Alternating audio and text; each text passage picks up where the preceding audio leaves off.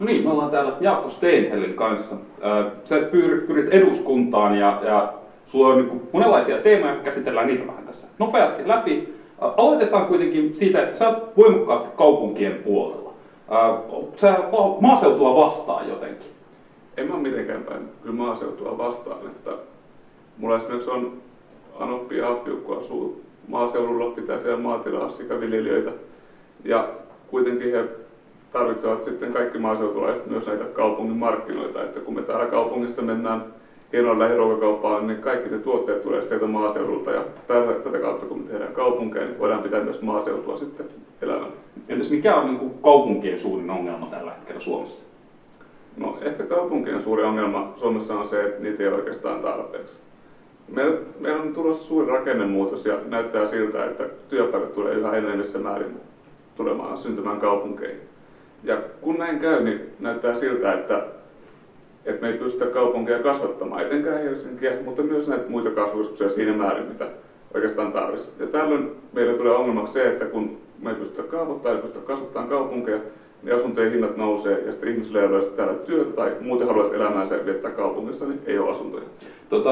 Sä puhut paljon myös niin kuin uusien alojen tukemisesta. Miten niitä pitäisi tukea? Onko se kaupungistuminen se ainoa keino vai? No ei niitä pidä siis sinällään tukea, vaan pitää antaa tilaa, että ne pystyy kasvamaan, koska siis tuntuu, että meillä tuntuu olevan niin kuin tukena nykyään erityisesti se, että me halutaan tukea vanhoja alueita, että niin pystyisi niin tämmöiset perinteiset teollisuudet pysyisi jollakin tavalla Suomessa mukana, mutta se, että me tasata pelikenttää ja antaa tilaa vaan uusille alueille, niin se on tavallaan se, millä sitä heitä tarvitsee tukea, antamaan tilaa sinne markkinoiden pelikentälle. Sua voi sanoa varmaan liberaaliksi, eikö niin? Joo. Onko se niin kuin sulle tärkeä osa identiteettiä vai kuinka tämä muodostuu? Miksi sä oot liberaali? Niin, se on hyvä kysymys. Onko oikeastaan niin kuin, tavallaan, en mä näe, että se ehkä mulle niin kuin, osa identiteettiä sinänsä, vaan kaikenlaiset asiat, mitkä liittyy liberaalisuuteen, tasa-arvoon ja yhdenvertaisuuteen. Että jokainen saa olla millainen on ja tehdä mitä haluaa, kun se ei haittaa toisia ihmisiä, niin se on mulle tärkeää. Liberaalisuus ei ole mikään aate mulle, vaan semmoinen osa elämää. Joo. Miten sä näet tähän niin peilaten, että mikä sun kantaa vaikkapa eutanasia? Eutanasia se on siinä mielessä mielenkiintoinen aihe, että se mun mielestä on niin kuin äärimmäisen vaikea aihe politisoida, koska siinä mennään niin hyvin tarkasti ihmisen niin kuin oman henkilökohtaisen koskemattomuuden ja tällaista rajoista, ja siinä poliittinen sääntely on aina kovin vaikeaa. Ja mä oon sitä mieltä, että kun ihminen menee semmoiseen elämänvaiheeseen, että ei ole sitä ehkä niin kuin kauheasti parantumista, tai jotenkin muuten, että kivut alkaa olemaan kauhean kovat ja elämänlaatu on selkeästi kärsinyt, niin ihmisellä pitäisi olla oikeus päättää oma elämänsä. Mutta tämä on myös sellainen asia, että me ei voida myöskään mitenkään päin koskaan arvioida, että koska kenellä ihmisellä on sellainen tilanne, että hänen jotenkin pitäisi niin kuin miettiä, että nyt tuntuu olevan niin kuin kärsimykset kauhean kovat, vaan se pitää olla aina ihmisen oma subjektiivinen arvio siitä, että milloin hänestä tuntuu kauhean kovalta kärsimykset tai milloin niin kuin elämä ei ole ehkä sellaista, että sitä haluaa jatkaa. Mites tässä sanotaan, että liberaaleja teemoja sivuten, niin mikä sun suhde alkoholipolitiikkaa on? Minkälainen Suomen alkoholipolitiikka nyt on ja minkälainen sen pitäisi olla? Se Suomen alkoholipolitiikkahan on ihan niin kuin kohtuullisen hyvä. Että meillä tuntuu olevan sellainen alkoholipoliittinen kulttuuri, että suomalaiset juo itse asiassa kohtuullisen paljon verrattuna muuhun maailmaan ja tässä kohtuullisen humalahakuisesti. Mutta meillä voisi ehkä olla jonkun verran liberaalimpi alkoholipolitiikka liittyen esimerkiksi siihen sääntelyyn ja jakeluun. Meillä ei tarvitse olla mitenkään päin mun mielestä kevyempi alkoholiverotus. Näyttää siltä, että Viron matkustajatuonti ei ole mitenkään älyttömän suurta, ja se ei kasvaisi, vaikka alkoholivero hieman nostettaisiin, ja niin kuin haittoja pitää erityisesti verotuksen keinoin mun mielestä säädellä, eikä haittoja pidä koskaan unohtaa. Mutta mun mielestä on hölmöä, että me pidetään esimerkiksi meidän niin kuin täysin niin kuin hyvin kehittyvää ja paljon pidemmällekin voisi kehittyä meidän pienpanimokulttuurimme, jos vaikka annettaisiin heille niin kuin tällainen oikeus myydä niin kuin tuotteitaan joko pienpanimon yhteydestä ulos tai sitten vaikka ravintoloiden tai miksei jopa kauppojen kautta sitten vahvempia oluita ulos markkinoille. Entäs kannabis? Mikä siihen on linjassa? No kannabishan on taas sitten ehkä sellainen, että me ei ehkä pidä myöskään niin lisätä eilen tahdoin päihteiden meidän yhteiskunnassa tai lisätä päihteiden jakelua myöskään meidän yhteiskunnassa mitenkään niin kuin näiden nykyisten jo olemassa olevien päihteiden lisäksi, vaan niin pikemminkin toiseen suuntaan. Mutta samaan aikaan minusta on tosi turhaa, että me itse asiassa niin kuin rangaistaan kotikäyttäjiä ja kotikasvattajia tässä se niin kuin depenalisointi, eli sen tie, että jätetään ihmisiä rankaisematta tällaisten lievistä rikkomuksista, kuten käytöstä tai kotikasvatuksesta, niin se olisi se mun linja. Oletko sä talousasioissa myös liberaali? Eli oletko sä esimerkiksi valtion monopolien puolella vai niitä vastaan? No onneksi valtiolla ei ole kauheasti monopoleja, mutta mun on kyllä sanottava, että kyllä mä ennen kaikkea tunnun olevan valtion monopoleja vastaan siis siinä määrin, että yleensä vaikkapa rahapeleissä tai sitten alkoholipolitiikassa, niin se valtion monopoli on niin kuin yksi keino säädellä asioita, mutta valtion monopoleilla, vaikkapa nyt Veikkauksella, niin on kauhean hanakkuus kyllä sitten kaupat, että heidän sen on vähän haitallista uhkapelituotetta itse asiassa hyvin laajoille ihmisryhmille. Vaikka Veikkausrahaa tehdään paljon hyvää, niin silti tuntuu hassulta, että meillä on valtion monopoli, joka aika aggressiivistikin meille kauppaa sitten näitä kaikki rahapelituotteita, niin en mä kannata tavallaan siis sitä, että me otetaan valtiolle joku elinkeinoelämän osa ja sitten he tekee sillä niin kuin mitä haluaa, vaan pitäisi enemmänkin säilyä myöskin verotuksen keinoin näitä tämmöisiä paheellisia monopolialoja. Entäs esimerkiksi VR? Mitä sen kanssa pitäisi tehdä? No VR on ottanut kädettömyytensä kyllä aika lailla niin kuin vuosikymmenten ja vuosien saatossa ja VR-monopoli pitäisi purkaa aika pikaisella aikataululla. Joo. No, tämä ei ole monopoli, mutta kysynpä sen silti. Miten kirkko ja valtio, mikä niiden suhteen pitäisi olla? Niin, kirkollahan on jotain monopolityyppisiä tehtäviä, vieläkin julkisia tehtäviä valtiolla, mutta mä sanoisin, että kirkko ja valtion pitäisi kyllä erottua toisistaan vielä ehkä enemmän ja siis siinä määrin, että vaikka meillä on mun mielestä jossain määrin perustelusta voidaan puhua kansankirkosta, mutta tämän tyyppiset asiat, kuten esimerkiksi niin kuin verotusoikeus tai muut, niin kyllä ne pitäisi vähän muilta pohjilta säädellä, koska meillä alkaa olla yhä kasvavampi osa ihmisiä, joka ei tätä enää niin kuin hyväksy erillistä verotusoikeutta, ja tämän osalta mun mielestä näitä tehtäviäkin pitäisi järjestellä uudelleen. En mä nyt sano, että mitään hautaustoimia pitäisi kilpailuttaa tai mitään tällaista, mutta jonkinlaisia niin kuin keinoja siihen, että ketkä ja valtion tehtävät tulisi niin kuin entistä enemmän erottaa, pitäisi ottaa. Näetkö sä Ylellä tai tällä niin kuin valtio-omisteisella tiedotusvälineillä jonkinnäköisen roolin tulevaisuudessa? Varmaan on itse asiassa tämmöinen niin kuin perustuottamisen, tiedontuottamisen rooli on hyvinkin vahva. Ja esimerkiksi siinä, että ei ole mitenkään merkityksetöntä, että Ylekin hankkii vaikka kotimaisista tekijöitä jotain niin kuin viihdettä ja kulttuuriohjelmia, mutta ennen kaikkea Ylen tehtävä on tuottaa sellainen perustiedotus, mitä tavallaan Yle tekee nykyään hyvin. Esimerkiksi täällä Pirkanmaalla me tarvitaan semmoinen toinenkin alueellinen tiedon alkutuottaja meidän kotoisen aamulehden lisäksi, joka sitten tuo vähintään niin yhden näkökulman tämmöisen paikallisen monopolin rinnalla. Minkälainen poliitikkojen rooli siinä Ylen ohjaamissa pitäisi olla? No aika vähäinen, että se Ylen hallintoneuvosto on sopivan tehoton eri siihen, että ne ei pysty oikeasti kauheasti ohjaamaan, niin se tuntuu ihan hyvältä. No, mennäänpä sitten yleisempiin asioihin. Mikä sun näkemys on siitä, että onko tuloerot esimerkiksi ongelma? No tuloerot on siinä määrin ongelma, että jos meillä tulee olemaan yhteiskunta, jossa meillä on kauhean suuret tuloerot ja vielä sillä tavalla suuret tuloerot, että meillä erkaantuu tämmöinen eliitti tai Jenkeissä puhutaan 1%, eli tämmöinen niin kuin hyvin niin kuin, aika tiukka ero tavallaan tähän niin kuin hyvin toimeen tulevia ja sitten niin kuin kaikkiin muihin, varsinkin nyt kun keskiluokankin tulokehitys ei ollut kauhean hyvä, niin se on kyllä ongelma, jos meille syntyy sellainen niin kuin pelkästään niin kuin tietty porukka, joka saa niin kuin enemmän tuloja kuin kaikki muut, niin se on ongelma, sillä silloin myös valta tuppaa keskittymään tälle eliitille. Ja tällöin meidän on sitten vaikea pitää yllä tavallaan sitä, että me haluttaisiin tarjota vaikka hyvinvointipalvelut kaikille. Niin tässä on semmoisia kehityksiä, mistä mä oon ihan huolissaan. Onko se ongelma vaan silleen se, että kuka tässä maassa omistaa asiat vai silleen, että mikä sulle, että ne niin kuin todella, että kun mennään syvälle, niin onko mun kysymys vaan siitä, että kuka omistaa vai mitä? Niin ei se musta olisi ongelma, että vaikka niin kuin ihmiset omistaisi niin kuin vaikka omistus keskittyisi, kunhan sitä niin tulojakoa voidaan tehdä sitten sinne muualle. Että jos halukkuutta, niin kuin, jos ajattelisi, että meillä olisi vaikka porukka, joka omistaa hyvin paljon niin kuin kaikista varaisuudesta, mutta jos sitä kautta voidaan sitten kuitenkin heitä verottaa ja he myöntyisi tähän verotukseen ja sillä sitten rahoittaa kaikkea hyvinvointipalveluja, niin silloin tämä asia on minkälainen ongelma. Mutta tavallaan tilanne, että meillä tulojako keskittyisi kauhean voimakkaasti sinne niin kuin yläpäähän ja sitten meillä olisi tämmöinen, ei enää tällainen vahva keskiluokka, vaan sitten olisi tämmöinen niin suuri plebei tai jonkinlainen niin kuin tämmöinen niin kuin vähän heikommin toimeentuloa luokka, jolla ei ole enää varaa niihin hyvinvointipalveluihin, mitä me ollaan haluttu, eikä se ylempi luokka halua sitä rahoittaa, niin tällöin meillä on ongelmia.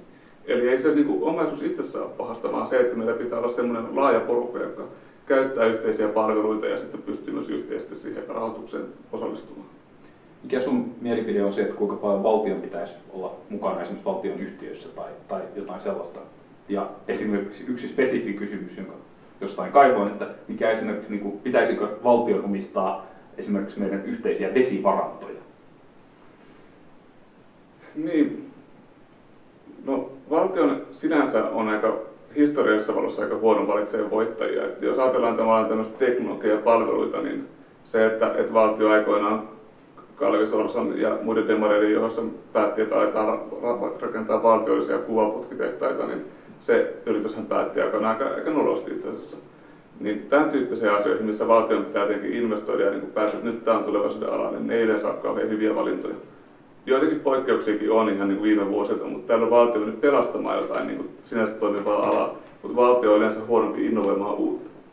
Mitä tulee taas noihin vesivarantoihin tai muihin, niin mun mielestä on hyvä, että meillä on olemassa myös luonto, jota kukaan sinänsä ei omista, mutta se on musta ihan ok, että sitä hyödyntämistä, niin kuin Suomessa vesi nykyään, niin vesien hyödyntämistä niin hoidetaan yhdessä porukalla tämmöisellä kunnallisella yhtiöillä.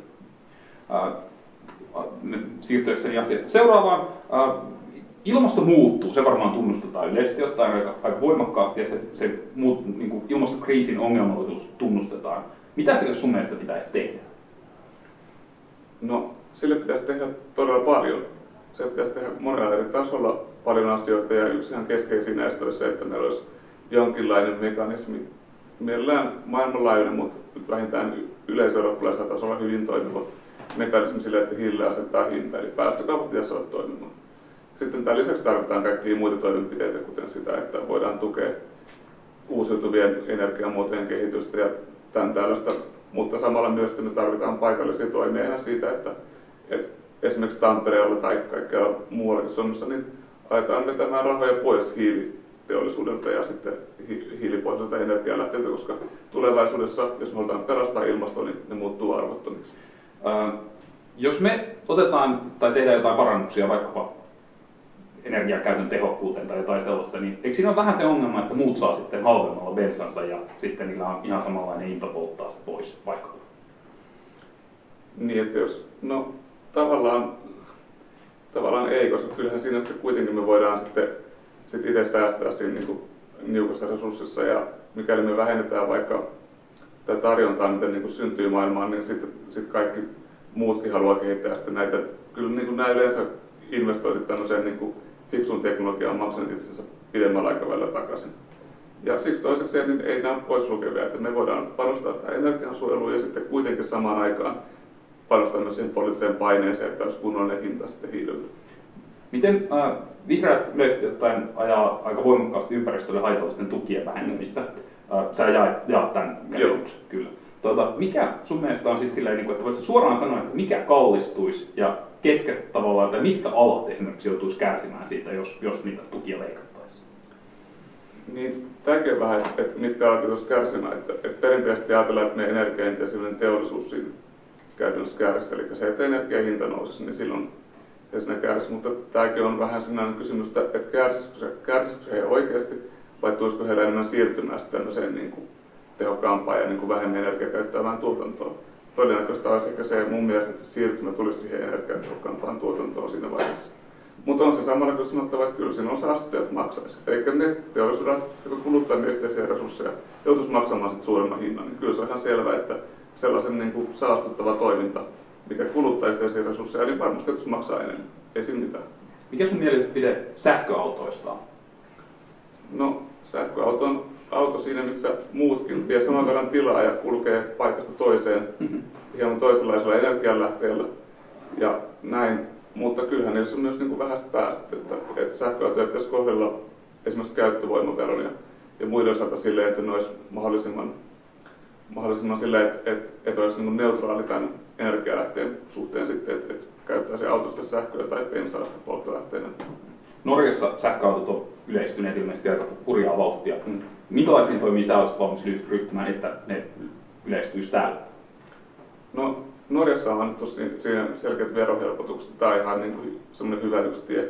Mutta musta siinä pitäisi olla sinänsä neutraali, että nykyään kun he joutuu maksamaan sitä käyttövoimaveroa, niin se voitaisiin poistaa, mutta samanlainen porrastus hiilidioksidipäästöjen suhteen kuin kaikissa muissakin autoissa.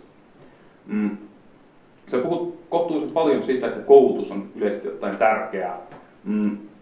Ajattelin muutaman kysymyksen verran sitä käsitellä, aloittaa vähän sieltä niin alemmilta luokilta. Suomessa on jonkin verran sellaista kehitystä, että rikkaiden lapset menee erityisluokille ja köyhien sitten ei, ja siitä tuntuu, se seuraa sellaista pientä eriytymistä kouluilla. Mitä sille pitäisi tehdä? No musta meidän sinänsä pitäisi vähän itse asiassa vähentää niin kuin vanhempien niin kuin valinnan mahdollisuuksia, mikä kuulostaa vähän niin kuin silleen ikävältä, mutta tuntuu olevan niin, että yleensä se tällaiset niin kuin hyvinvoivan keskiluokan, mihin itsekin sinänsä kuulun, niin vanhemmat yleensä tuppaavat olemaan kiinnostuneita tästä lastensa koulunkäynnistä ja tällöin tekee näitä valintoja, mikä sitten niin kuin ohjaa näitä lapsia sitten niin kuin paremmalle koulutielle. Tämä on musta ihan luonnollista, että vanhemmat haluavat tehdä tämmöisiä valintoja. Mutta ongelma jokainen tavallaan se, että meillä on nämä niin kuin vanhemmat, jotka haluavat tehdä hyviä valintoja, vaan ne vanhemmat, jotka ei tee minkäänlaisia valintoja. Ja silloin kun vanhemmat ei tee minkäänlaisia valintoja, niin uhka siitä, että sitten se koulunkäynti menee sitten täällä niin kuin vähän heikommassa porukassa, kun siellä ei hyvinvoivien perheiden lapsia sitten vahtimassa aina laatua, niin silloin meillä käy niin kuin helposti vähän huonommin sitten, että silloin ne koulut alkaa eriytyä. Niin jos me voitaisiin vähän vähentää tavallaan tätä, että tällaista niin kuin hyvinvoivan keskiluokan porukka ja sitten tavallaan eriytyy sitten valintojen kautta, vaan kaikki menisi vähän niin kuin ottakaa tai jättäkää. Tässä on tämä meidän peruskoulu ja tehdään kaikille tästä hyvää, niin se olisi ehkä parempi malli. Mikä sun mielipide toisen kotimaisen kielen, eli ehkä täkäläistäin pakkoruotsin, miten sitä pitäisi käsitellä? Niin. Mun mielestä pakkoruotsista pitäisi alkaa pikkuhiljaa luopumaan johtuen ihan siitä, vaikka mä vastustan aina sitä, että poliitikot tuntuu niin kuin härkkivän koulujen niin kuin tuntialla niin kuin loputtomasti, mikä on varmasti niin kuin esimerkiksi opettajista niin kuin kohtuullisen ärsyttävää, ja niin kuin se on musta välillä vähän heikolla perusteella, mutta niin kuin tämän tyyppinen niin pakkoruotsiasetelma on siinä mielessä, että meidän sukupolvelle ei ole mitään niin kuin kauheita niin kuin todistetta siitä, että ihmiset saisivat sillä sellaista kielitaitoa, että he pystyisivät toimimaan. Niin kuin itsekin olen virkamiesruotsin käynyt ja en pysty kauhean hyvin mitenkään palvelemaan ruotsin kielellä, niin tuntuu, että me laitetaan kauhean määrä resursseja sellaisia asioita, mistä saadaan itse asiassa aika huono tuotos ulos, niin kyllä pakkoruotsista pitäisi jollain aikavälillä luopua. Ajattelet sä, että onko tämä liian pientä säätelyä päättäjien taholta, mutta onko sulla mitään mielipidettä esimerkiksi koulun 8 aamuihin? Pitäisikö niistä luopua, niin kuin jotkut ehdottavat tällä hetkellä? Niin, mä oon nähnyt tästä jonkun asiantuntijaryhmän kommentit, että pitäisi tavallaan luopua. Ja siis, mikä siinä, jos niin asiantuntija suostaa ja sitten niin näin voitaisiin tehdä, mutta tietysti sitten mä oon vähän huolissani siitä, että kuitenkin monilla vanhemmilla tuppaa olemaan myös halu esimerkiksi saattaa ekaluokkalaisia käydä kouluun. Heillä saattaa niin olla sitten alkaa työt niin kuin silloin hyvinkin niin aikaisin aamulla, ja niin sitten jos aletaan sitä rytmiä sekoittaa, niin se sitten voi vaikuttaakin taas sitten muihin asioihin. Et varmasti niin kuin tämmöinen niin kuin aamuherätys niin kuin inho ihmisillä on, ja siis niin kuin se on ihan perusteltu, mutta tavallaan sitten kun siihen mennään härkkimään, niin tämä on asia, mistä poliitikkojen pitäisi niin kuin pysyä pikkusen kauempana ja antaa tavallaan asiantuntijoiden tehdä tästä työnsä. Sä ilmeisesti kannatat jossain määrin ainakin yliopistojen ja AMK:n yhdistymistä täällä Tampereella. Miksi? No en oikeastaan kannata. Kyllä niin kuin, tai mä en osaa niin kuin sanoa, että onko se, siinä voi olla niin kuin osittain fiksuja asioita, että liittää vaikka jotain TT:n arkkitehtuurikoulutusta ja sitten näitä TAMKin rakennusarkkitehtikoulutusta yhteen, mutta sitten toisaalta niin maailmanlaajuisessa katsantokannassa mun on pikkusen vaikea nähdä, että tavallaan niin kuin tämän tyyppistä yhteenliittymät olisi lopulta sitten se niin kuin kauhean, tai vaikka Suomen laajuisessa mittakaavassa, että esimerkiksi niin kuin on vaikea kuvitella, että Aalto olisi heti yhdistymässä jonkun niin kuin ammattikorkean kanssa. Ehkä sekin joskus tapahtuu, mutta ei varmaan heti. Niin tässä minusta pitäisi niin aika rauhassa tavallaan katsoa, että onko siitä tavallaan sellaista hyötyä, että näitä pystytään tekemään. Että varmasti niin kuin joillakin aloilla kannattaa tehdä, mutta mä en ehkä tämmöisten niin kuin suurten yksiköiden ekonomiaa nyt itse asiassa kyllä niin kuin tässä yliopistomaailmassakaan usko. Mihin suuntaan sellaista yliopistoa pitäisi kehittää sitten, jos tämä ei ole se tie? No, yliopistoja pitäisi kehittää siis tämmöiseen niin kuin yleiseurooppalaiseen suuntaan siinä mielessä, että annettaisiin jonkun verran vähemmän sellaista poliittista ohjausta ja jonkun verran vähemmän mittalointia ja enemmän perusrahoitusta. yksi mun hyvä ystäväni teki just vähän aikaa sitten väitöskirjan, missä puhuttiin Alankomaiden mallista, missä annetaan yliopistoille itse asiassa kohtuullisen paljon vapautta niin kuin siihen toimintaan, siis myös rahoituksen mielessä. Suomessa on aika tiukkaan mittaroitu ja sen päälle tulee kaikenlaiset niin kuin tutkimusrahoituskilpailut ja nykyään vielä tämmöiset profilointirahoituskilpailut. Niin tästä tuntuu, että me yliotetaan yliopistoja koko ajan niin paljon, että tavallaan siihen yliopistojen perustoimintaan, niin kuin siihen, että he itse ohjaa tavallaan omaan suuntaansa, niin ei tunnu ehkä riittävän aina ihan kauheasti malttia. Niin mä suhtaudun vähän skeptisesti tähän, että me ei tohonkaan asiaan niin kauheasti ainakaan mitään uutta ohjauskeinoa luomaan. Asiasta aivan sadanteen. Miten sun mielestä valtion pitäisi kohdella kryptovaluuttoja, niin kuin bitcoineja? Niin, mutta tämähän on tietysti sellainen asia, että musta, jos anarkistinen kollektiivi on luonut kryptovaluutan, niin eihän valtion tavallaan siihen pitäisi mennä niin koskemaan. Että sitten me voidaan ajatella sitä semmoisena niin vaihdon välineenä, joka sitten määrittää oman kurssinsa eri valuuttoihin sitten sen mukaan, mitä sitten nämä palveluntarjoajat kokee hyväksi. Musta valtion ei kannattaisi ihan kauheasti mennä sitten niin kuin sinne niin kuin säätämään. Tästä tietysti on ongelmaa tämmöistä asiat kuin veronkierto sun muut, mikä tietysti pitää ottaa, mutta mikäli ne voidaan muuntaa ne bittivaluutat sitten niin kuin tähän meidän normaalivaluuttaan, niin sitä kautta se pitää sitten hoitaa, mutta toistaiseksi mä en näe sitä semmoisena asiana, että siinä pitäisi kauheasti mennä käpistelemään valtio. Onko yritystuissa sun mielestä yleisesti jotain järkeä? No, ehkä joissakin yritystuissa joskus voi olla, mutta koska se on vaikea tavallaan ajatella, on vaikea se virkamiehen päätellä, että mikä yritys menestyy ja mikä ei, niin mun on niin kuin hyvin vaikea nähdä, että yritystuissa yleisesti ottaisi järkeä, koska itse on ollut yrityksessä aikoina, joka on saanut yritystukia, tehtiin sille ihan niin kuin varmaan hyviä asioita, mutta asioita, mitä on tehty muutenkin. Ja sitten toisella kerralla ei yritystukea saatu hankkeeseen, mikä sitten tehtiin ilman yritystukia. Että tavallaan mun on niin kuin pikkusen vaikea tavallaan aina välillä nähdä sitä, että yritystuilla tehtäisiin oikeasti jotain niin kuin uusia asioita ja semmoisia asioita, joilla oikeasti uskaltaisiin epäonnistua, koska mikään hanke ei koskaan niin kuin onnistu niin hyvin kuin Tekes-hanke, jonka on tarkoitus onnistua, että virkamies voi kirjoittaa raporttiinsa, että hanke onnistui ja työpaikkoja luotiin. No, mitäs niiden tilalle sitten pitäisi saada? No, ei niiden tilalle tarvitse saada oikein mitään muuta, kun sillä voidaan sitten rahoittaa sitä vajetta, mikä yritysveron alentamisella tuli luotua. Niin nyt kun tiputtiin yritysveroa, niin voidaan poistaa vähän yritystukia ja sitten ehkä jossain vaiheessa alentaa yhteisöveroa taas, mikä sinänsä on ikäväriänsä yrityksille, joka estää kasvua. Joo. Onko sun mielestä politiikan tekotavalla merkitystä? Onko se vaan kysymys siitä, että mitä pystytään tekemään, vai onko sillä väliä, miten asiat tehdään?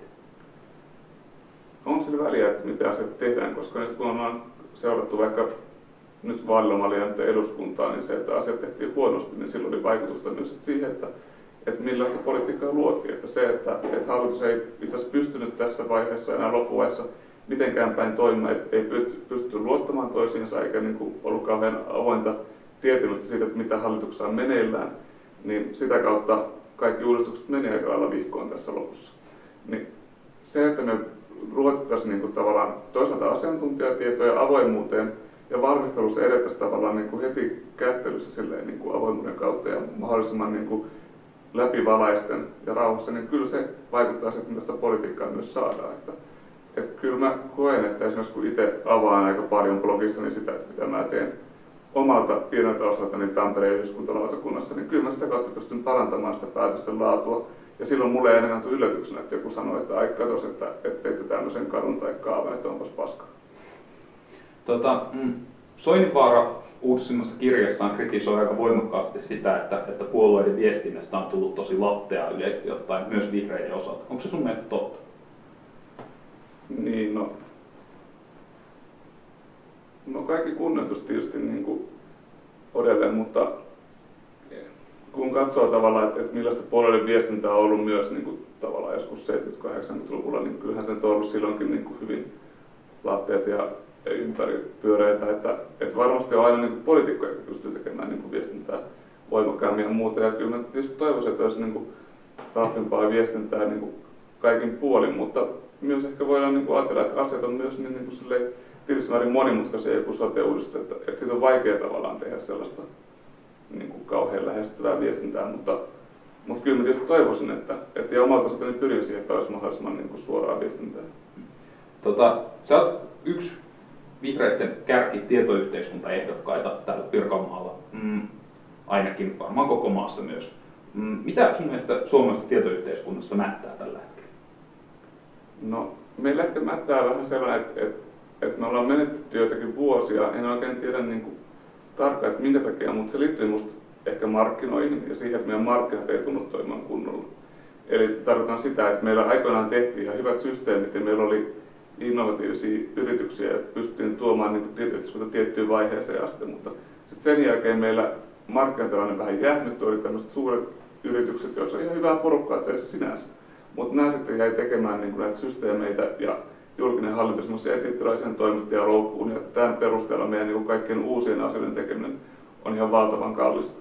Niin meidän pitäisi kehittää uudelleen tavallaan sitä tapaa, että kuinka voidaan tehdä uusia asioita fiksusti, hankkimalla pienempiä palasia ja valmiita tuotteita. Ja tämän pohjalta oikeastaan sitten niin pyrkiä luomaan se kärkiasema uudestaan tietoyhteiskunnassa. Pitäisikö koodaaminen saada kouluihin? No pitäisi saada kouluihin. Taas kerran en niin sano, että kuinka paljon ja niin mille asteelle ja näin, mutta kyllä musta siis se, että on peruskäsitys siitä, että miten tietoyhteiskunnan perusajatukset, peruslainalaisuudet toimii, eli miten ohjelmistot syntyy ja miten tavallaan miten ohjelmistot keskenään toimii ja mitä tavallaan siellä taustalla on, niin kyllä semmoinen perusymmärrys pitäisi ihmisillä olla, koska se vaikuttaa meidän jokapäiväiseen elämään hyvin paljon, että mitä vaikka Facebookin toimintalogiikka siellä taustalla pelaa, niin kyllä se ymmärrys pitäisi antaa ihmisille. Se ei ole mitään taikuutta, vaan ihan ihmisten tekemiä asioita. Miten verkkovakoilu asettuu tähän kokonaisuuteen sun mielestä? No, niin ei se tuohon kouluasiaan mitenkään sinänsä erityisesti asetu mutta verkkovakoilu asettuu oikeastaan siihen, että meitähän niin kuin sinänsä ns. Vakoillaan jo niin kuin kaupallisten toimijoiden puolesta hyvin paljon. Siis siinä mielessä, että meidän käytöstä tutkitaan ja tavallaan sitä sitten kohdennetaan kaikkea mainontaa ja muuta sitten sen suhteen hyvin paljon, niin musta me ei tässä ehdon taidon enää lisätä semmoisia viranomaisten mekanismeja, jossa sitten kaikkea tätä hyödynnetään vielä kaappaamalla meidän viestit massoittain ja sitten tällä massaseulonnalla sitten ottamalla ihmisille niin kuin kaikki meidän niin kuin tiedot käyttöön viranomaisten seulontaa varten, niin kyllä me voidaan ihan hyvin tehdä myös oikeusvaltion perusteita kunnioittaa ja sille, että haetaan sitten tuolta muun muassa niin kuin oikeuslaitokselta sitten luvat tähän. Ja ihan viimeinen kysymys. Minkä merkkinen auto olisit, jos olisit auto? No, mun tekisi mieli vastata tälleen uskottavasti Tesla, mutta kyllä mä olisin kuitenkin sitten ehkä tällainen luotettava saksalainen Bemari. Selvä. Kiitoksia tästä haastattelusta.